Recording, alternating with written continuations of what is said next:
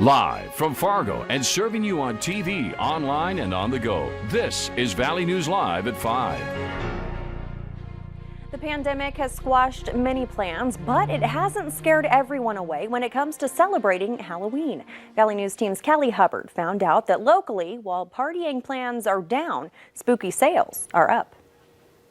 Halloween weekend 2020 is packed full of happenings. Daylight savings is coming to an end. There will be a full moon on Saturday, and of course, there's Halloween. Instead of it being this big, huge production, just more of an intimate production. Brenda Geary, co-owner of Halloween Express in Fargo, says many are looking to celebrate on a smaller scale setting. I know that we have seen just a surge of stuff sell through our home decor department. So that tells me that people are deciding to maybe have their festivities and their fun and their parties at their home. Parents like Alyssa Otto from Bagley, Minnesota, says she's going all out for her kids. They're talking about no trick-or-treating and stuff like that for the kids, but it's like, you know, with this COVID stuff going on, yes, there are risks that you take every day going out, but I mean, you know, these kids, they've had to go through a lot with distance learning. We have 2 kids, 2 boys.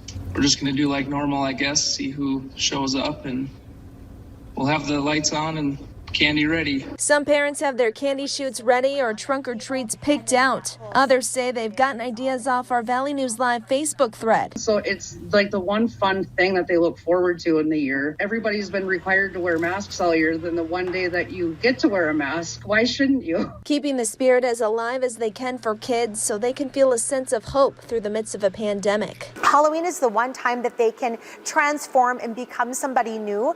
And so I think parents are working really hard to try to preserve that as still being a fun day. Another factor in this could be the weather. Our First Alert Storm Team is pointing to warmer temps, which could have ghosts and goblins reconsidering plans to stay in and opting for something a little more adventurous and yet safe. In Fargo, Kelly Hubbard, Valley News Live. The CDC has a list of recommendations for Halloween. We have that up on our VNL News app. Just click on this story. Well, we're still a ways out, but like Kelly just mentioned, the Halloween forecast isn't looking too scary. Here's Hutch with the first look at the week. Stacy, thanks so much. We definitely started out the day on a chilly note. We started out the week on a chilly note, 7 degrees in Gwinner and near 10 for many here in the Southern Valley where we do have some fresh snow. We're watching a weather wiggle working its way into the oil patch now. Tomorrow, that means a chance for some flakes for some. But this evening, take a look at this. Quiet conditions across our area.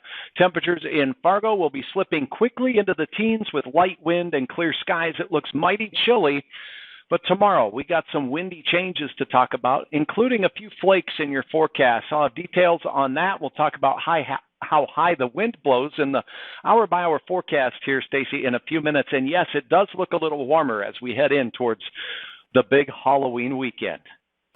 All right, Hutch, thanks so much. Well, authorities are investigating a burglary at a business in Crookston. Police say it happened around 7 o'clock Saturday morning. They responded to a report of a burglary at Best Used Trucks. The initial investigation indicates a person forced entry into 2 businesses. It's likely a vehicle was used to transport stolen items. This is an active investigation. If you have any information, you're asked to call the Crookston Police. Fargo police say a website that offers kittens for sale is a scam. Police say an individual contacted them about the website, saying they're in for more than $2,000 at this point, paying fees for adoption, vaccines, shipping, a $1,000 city permit, and an additional request for $1,000 for COVID-19 related fees.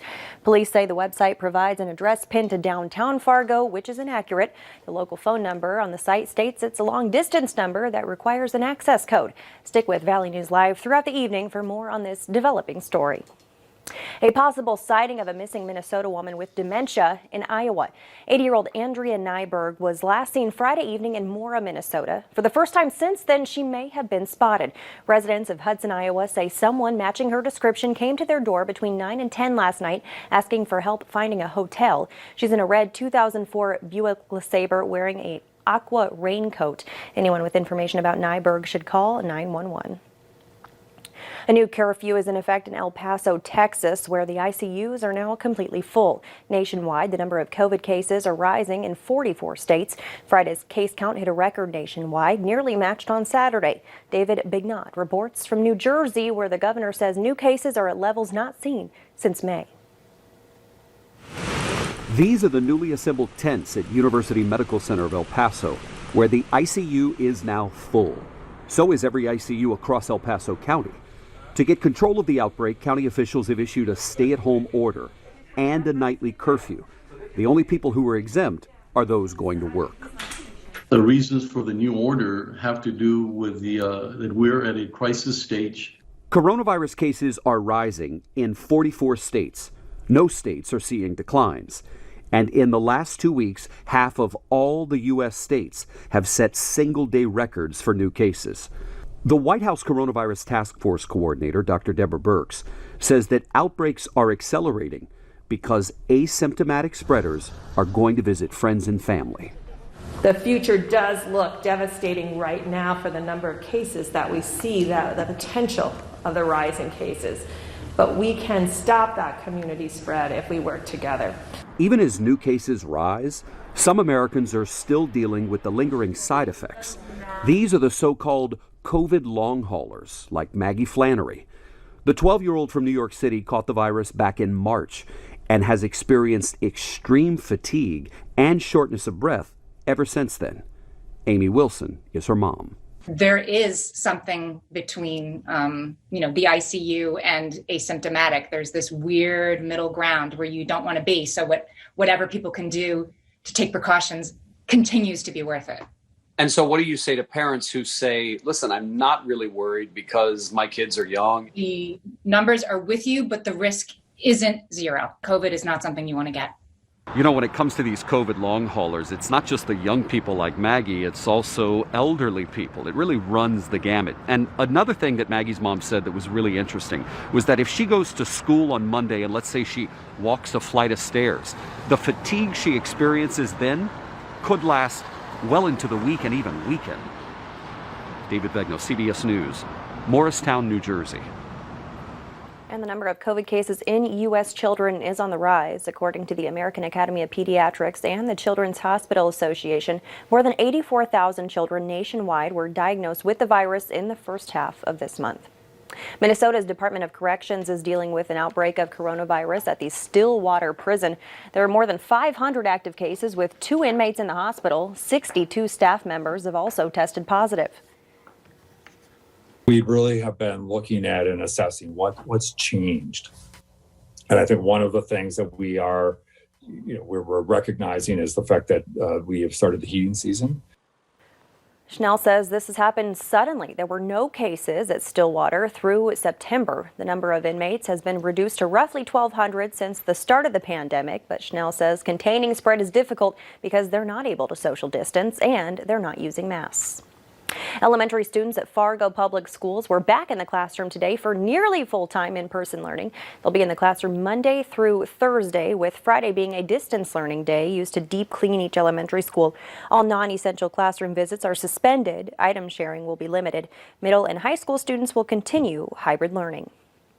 Fargo Public School leaders are asking for suggestions for the new name of Woodrow Wilson High School. Suggestions for the new name can be submitted via the naming process form on the district's website.